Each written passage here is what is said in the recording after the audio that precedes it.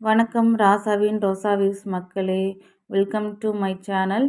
என்னோடய சேனலை சப்ஸ்கிரைப் பண்ணிவிட்டு பாருங்கள். அப்படியே ஆடி 18 அன்னைக்கு வாசல் வந்துட்டு சாணி போட்டு வலிச்சாச்சு. நானும் சின்ன மருமகளும் சேர்ந்துட்டு சரி கோலம் போடலான்ட்டு குலப்படி தேடினா காணோம். ஏன்னா எப்பயுமே விசேஷ டைம் வந்துட்டு கோலம் போட்டுட்டு வச்சுட்டு போவோம். அது எங்கேயாவது இருக்கும். ஆனால் தேடுறப்ப வந்துட்டு எப்போயுமே எந்த பொருளும் கிடைக்காது. சரி டைம் ஆகிட்டு சாமி கும்பிட்றதுக்குன்னு சொல்லிட்டு காட்டு முனியப்பன் கோயிலுக்கு வந்துட்டு போயிட்டுருக்கோம். பனித்துளிலாம் பாருங்கள், அந்த புல் மேலே நல்லா அழகாக படர்ந்திருந்தது. மாமனாரே பொங்கல் வச்சுட்டாரு. எங்களுக்கு எந்த ஒரு டிஸ்டர்பன்ஸும் கொடுக்கல.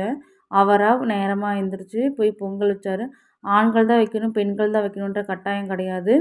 மாமனார் வந்துட்டு செய்கிறன்றது வந்துட்டு எப்பயுமே வந்துட்டு ஒரு சில விஷயத்த அவரே எடுத்து செய்வார். அந்த மாதிரி வந்துட்டு எங்களுக்கு எந்த டிஸ்டர்பன்ஸும் பண்ணாமல் அவரே பொங்கல் வச்சுட்டு சாமிக்கு தழுவு எடுத்து வச்சுட்டு இருந்தார். அப்படியே வந்துட்டு சாமிக்கு வந்துட்டு சாம்பிராணி காட்டுன்னு சொல்லிட்டு அடுப்பு வந்துட்டு எல்லாம் அமைஞ்சிருந்ததுங்களா, அது பற்ற வைக்கலான்னு பற்ற வச்சா பற்ற வைக்கவே முடியல. ஏன்னா ஆல்ரெடி பொங்கல் வைக்கிறதுக்காக பற்ற வச்சு ரொம்ப நேரமாக பற்ற வச்சதுனால சாம்பல் மட்டும்தான் கிடந்தது. மறுபடியும் அதை திருப்பி பற்ற வைக்கிறதுக்குள்ளே கண் எரிச்சலாகி மூக்கு ஒழுகுனது தான் மிச்சம். எப்படியோ ஒரு வழியாக வந்துட்டு அடுப்பு பற்ற வச்சு சாம்பிராணியும் எடுத்துகிட்டு வந்து வச்சாச்சு. அப்புறம் சாமி கும்பிட்டு வந்துட்டு கிடா வெட்டுறதுக்கு டைம் ஆயிடுச்சு. சரி எப்போ இந்த சாமி எட்டு வந்து வச்சாங்கன்னு பார்த்தா 20/8/2006 அன்னைக்கு வந்துட்டு இந்த சாமியெல்லாம் கொண்டு வந்து வச்சுருக்காங்க. இந்த இடம் வாங்கி இந்த காடு வாங்கி 1 வருஷம் கழிச்சு தான் வந்துட்டு சாமியெல்லாம் வச்சுருக்காங்க. டைமும் ஆயிடுச்சு. கிடா வெட்டுறதுக்கு முன்னாடி ஒரு சைடு இருக்கிற கன்னிமார்கள் ஃபுல்லாக மூடணும்னு சொல்லிட்டு பெரிய இலைய வச்சு மூடிட்டு இருந்தாங்க. அம்மா அம்மா 1 குட்டி 1. இதுதான் அம்மாவை தான் வந்துட்டு 18 அன்னைக்கு வந்துட்டு கிடா விருந்துக்கு ரெடி பண்ணுறதுக்காக தீர்த்தம் போட்டுட்ருக்காங்க. நல்லா கொஞ்சம் நேரம் ரொம்ப நேரம்லாம் நாங்கள் வெயிட் பண்ண வைக்கல. ஒரு 5 நிமிஷம் தான் ஆச்சு துளுத்துறதுக்கு. என்ன கொஞ்சம் தயங்கி நின்றுட்டுருந்தது. உடனே துளுத்துருக்குமோ என்னமோ தெரியல. அதோட குட்டியை பார்த்தா தான் துளுக்கணும்னு தோணியிருக்க மாட்டிருக்கு. அப்புறம் போயிட்டு அதோட குட்டியை கூட்டிகிட்டு வந்து காட்டினாங்க. அந்த காட்டின செகண்ட்லேயே வந்துட்டு சீக்கிரம் துளுத்துக்குச்சு.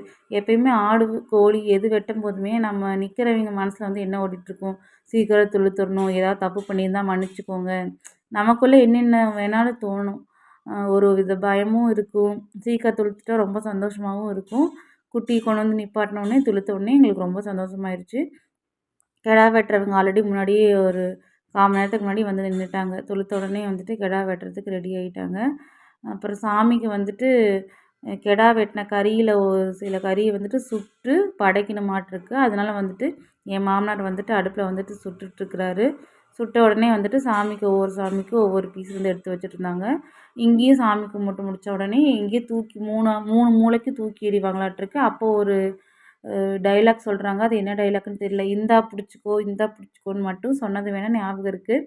ஆனால் வேறு என்னமோ சொன்னாங்க. அது எனக்கு வந்து கரெக்டாக தெரியல. உங்களுக்கு எது தெரிஞ்சால் சொல்லுங்கள்.